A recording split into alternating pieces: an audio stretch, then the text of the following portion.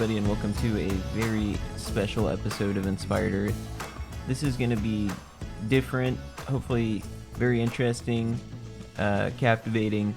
We're talking about something that is so, and it gets weird and deep, and this is just the first episode about it. It's the beginning of the pattern.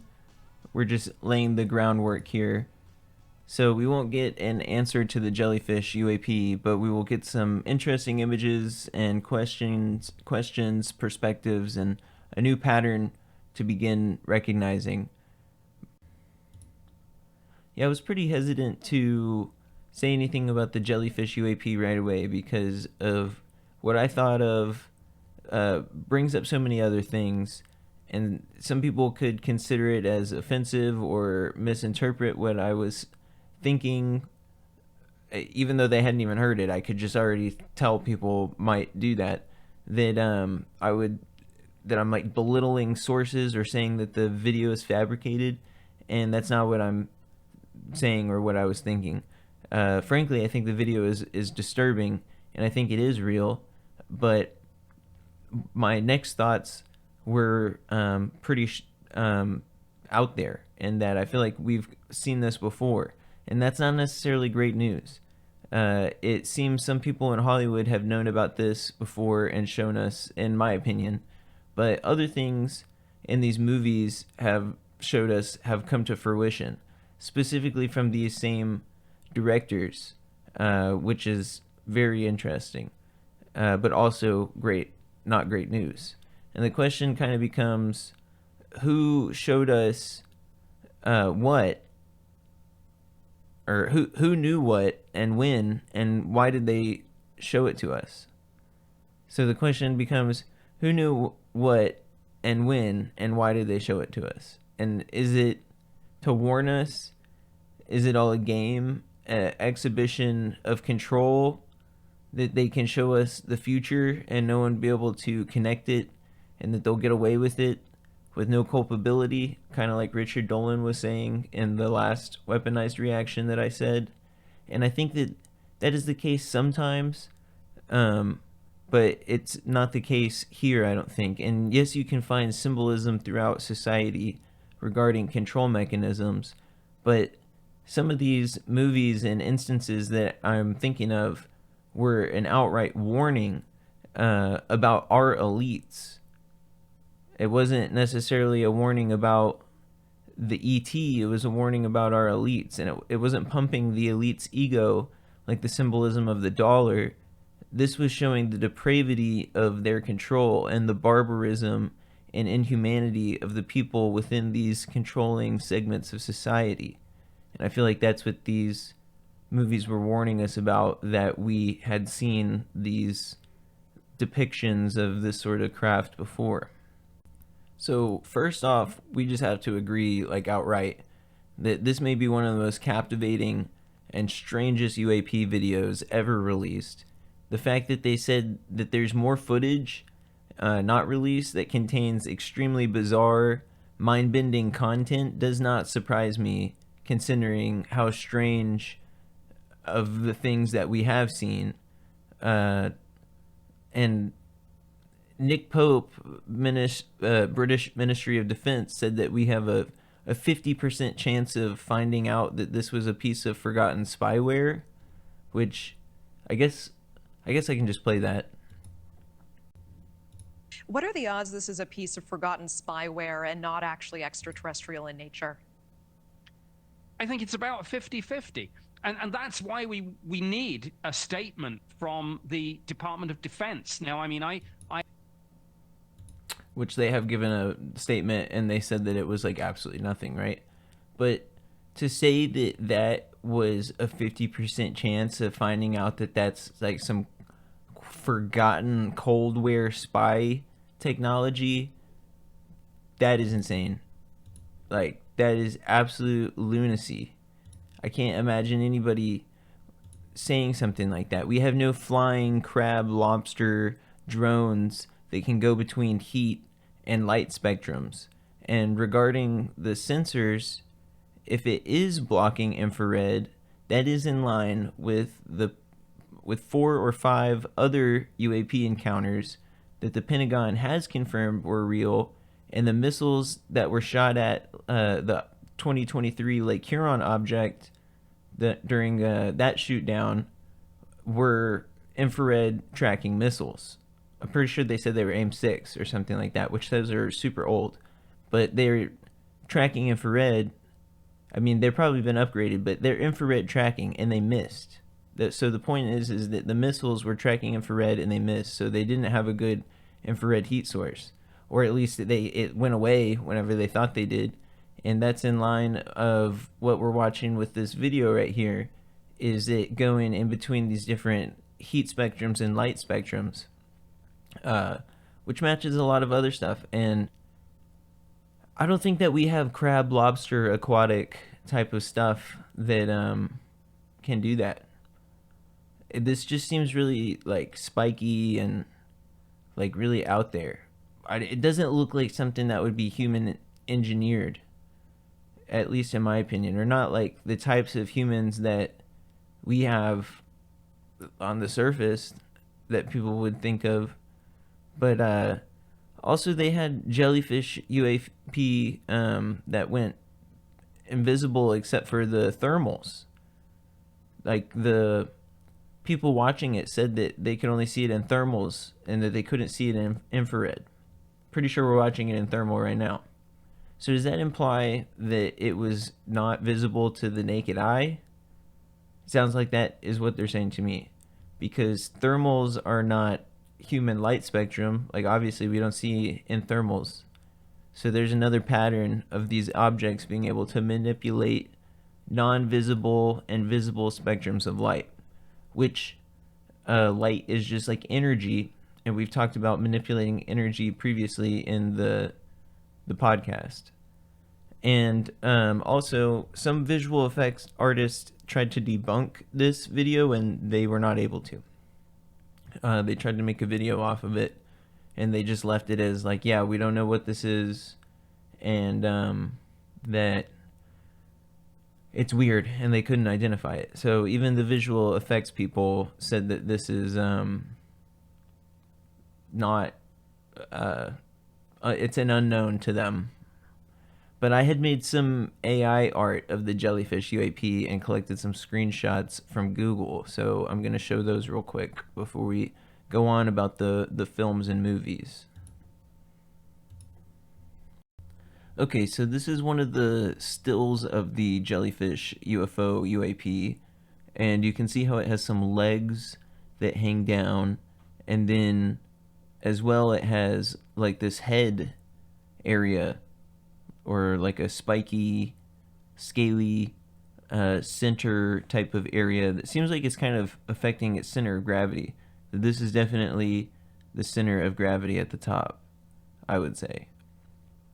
And I have several pictures here that we're going to go through. And the next one, you have like a better picture of it. You can see definitely more of it with this one, like a clearer image with the legs and the different that's in the black, and then this is the white, and you can kind of see different features by going between the different colors, which is interesting. And here we start to get the best pictures. And somebody on the left, the way that they had done that, somebody on Reddit had taken the Google Clarity function, I think they said it was on the Pixel, and just run it through that a whole bunch of times, and then put like a clarity on the end to try to smooth out the pixelization. And we're kind of left with like basically a very similar thing, but you can see that there's actually joints, I would say, on the legs, similar to the crab lobster type analogy that I'm been making. And so this is kind of where it gets a little bit interesting, where I had mentioned the movies earlier. And tell me if you guys think that looks familiar to this. Does that look familiar? That looks a little bit familiar to me. That looks pretty similar. And that's creepy. That's not great news. Or that. Does that look familiar? That's kind of creepy, right? It's kind of not great news. And this is what a TikTok rendition somebody had done. And it looks pretty good. I mean, it's interesting. That kind of looks like a walking robot, though. It's definitely mechanical. Seems like it has some sort of biological interface going on. Some sort of biological mixture between robot and biological mix between robot and living creature. So we still have this one. That one's like the clearest one. So then we go to I made some AI photos out of that, which right here, that's not really close to it, but it's getting like the legs. I thought it was interesting that it kind of focused on the legs as well, because that's what my eyes focus on, and that's what the AI focused on, was the legs. But this one's a little bit closer, I would say, of what we're looking at here. And it didn't get the head, obviously, right? But that seems a little bit closer to what we're talking about. It's kind of funny that it put a landing gear at the bottom. Thought that was funny. Silly AI. But here we have this one. Let me see if I can zoom it out. There we go. That also seems like we're getting a little bit closer, once again, slightly closer to what we're looking at. It's hard to get the AI to do what you want with this, but this is the one that I felt like was the closest out of all of them. Look at that. The AI had put that one together. Again, it didn't get the head right, but yeah, that kind of looks familiar, right? Let me go back to these. Put it side by side.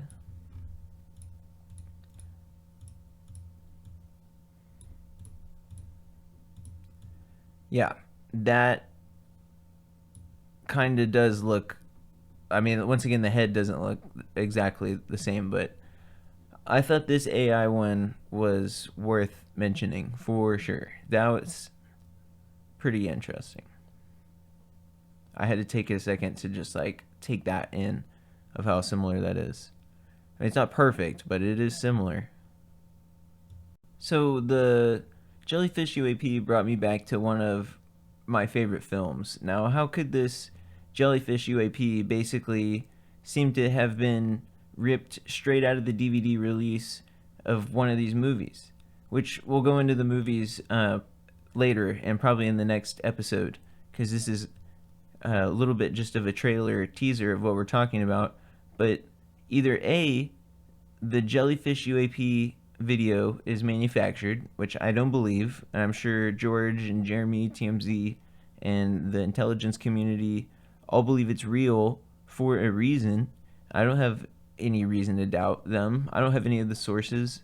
I don't have the crazy mind-bending video that still hasn't been released that they have seen, or parts of it, and I don't have the radar or the sensor data, but they all do, and they still believe that it seems like it's real. And we talked about the sensor data earlier, that it seems to be in line with all the other ones that the DoD has already and the Pentagon have already confirmed. So, I mean, it's possible, but that's the most unlikely of it. Or at least that they like didn't know that it was fake. If it was fake, then this is like the craziest fake of all time. I feel like there's basically negligible chance of it being fake at this point with all the sensor data. So, yeah, highly unlikely that it's manufactured. So that leaves us with B, the government, self-described as the military-industrial complex, has infiltrated Hollywood. We know that that is true, but to what degree and to what end? They made the film Top Gun to manufacture a mass recruitment drive so that people would come running to be pilots like Tom Cruise, So they've already influenced the minds of the public with Hollywood movies. However, it remains to be seen if these movies are predictive programming coming from our government, self-described as the military-industrial complex. I would put one or two of the movies I have in my head into this category of like a I guess propaganda film, if you want to call it that, pro-war film. How about that? They take like a very pro-war angle with all of this stuff, and yeah, that's kind of the subversion that I have seen with the military-industrial complex in Hollywood, is making everybody pro-war. They're not necessarily warning us with those things, in my opinion. So that's left with C, which is the one I personally believe is the category for the other 2 or 3 films that fall under that haven't fallen under any of these categories. Because I'm sure you guys are like trying to think of the movies in your head, and if send them to me, the ones that you guys think. Send me the movies, because we might not all be thinking about the same movies. There might be ones that y'all are thinking of that I might be thinking of differently. So what does this make you think of? Has there been any times in the media that this has been shown? Because I can think of like 4 or 5, and that's what I'm like divvying up in my head here. It's like 2 into B and 3 into C that we're about to talk about. So, and I as well, look at the as it's passing by, look at the UAP compared to these dogs. These dogs like look way bigger than this thing. That's really weird. This dog seems to be, and you would think that if it's far away, then the dogs would be smaller than the thing. This is just tripping me out on this angle that I just saw, that I paused on.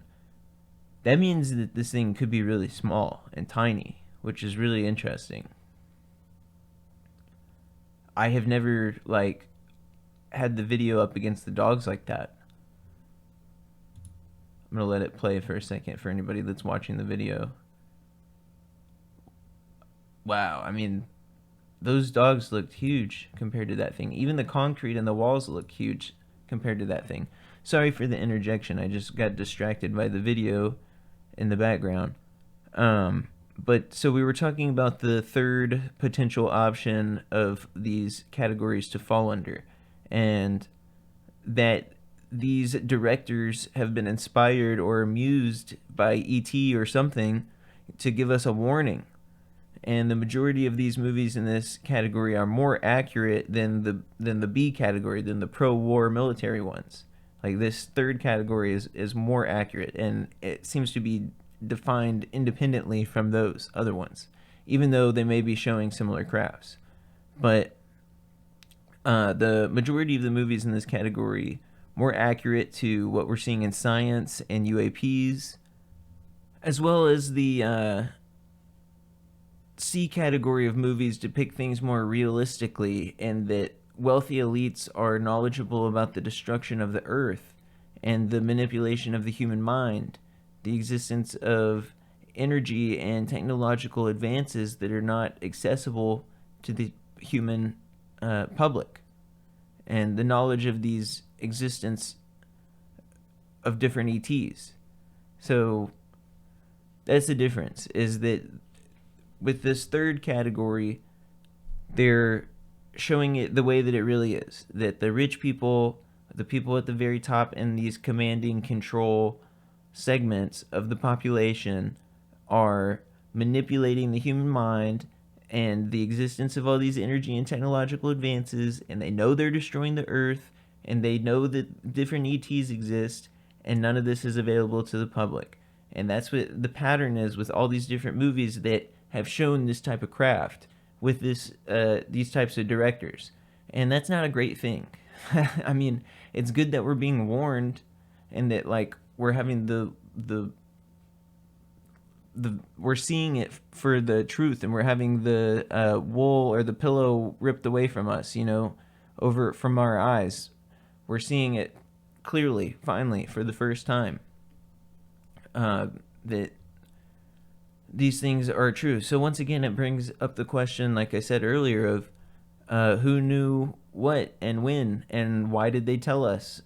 Because it seems like some of these directors knew before, just like the Pentagon knew, but why did they tell us it?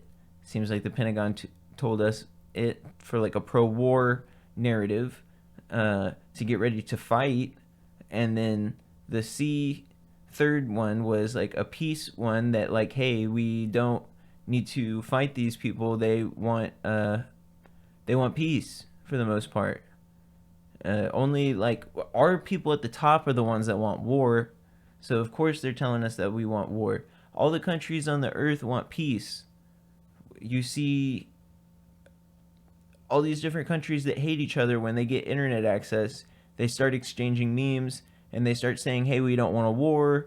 Oh, we don't want a war either. And then suddenly you find out that the people that you're taught to hate have way more in common with you than the people that are actually controlling your actual country. You know, the people we're taught to hate have more in common with us than the people in charge of our own country. And that's the way that it really is. And that's what these films are showing, is like extreme poverty of the human race, and that nobody's going to have medical access. Everything's going to be dirty and polluted, and all the rich people are going to leave with all the medicine. And that's what all these movies show. And yeah, I think that was like intentional, and it's a warning. Now, if you're wondering what these movies are and you want more information, you'll be able to find out in future videos, which will be uploaded to Inspired Earth Patreon page. You can get access to all the future videos, as well as anything I have recorded in the past, if you're listening to this in the future, all for $1 per month. You can see I'm not trying to get rich. I'm just trying to get the information out there with that sort of price. Inspired Earth, the podcast, is about inspiring news and discoveries that will always be free. I think we all appreciate the necessity of creating a space for that and keeping it free. However, the Inspired Earth Patreon page will be more intense discussions that might not easily fall into the category of inspiring. So this will give more freedom to delve into more topics while respecting the positive space created by Inspired Earth, which is sacred. I believe everybody should have access to this information basically for free. That's why I put the price so low, to just $1, and that's just to help stem the losses from my bank, because I have to pay a lot of money to put this out there.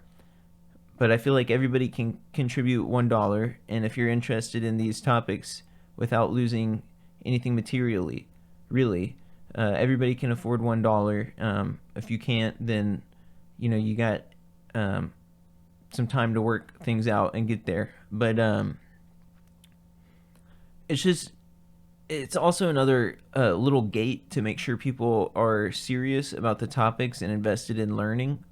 So even though it's a tiny hoop to jump through, it is a little hoop to jump through, so that we will all know that everybody's on the same page and ready to go on that sort of thing. And it's, like I said, it's only $1. Everybody can get in for the most part. So, I mean, not really being kept out. Money is no problem.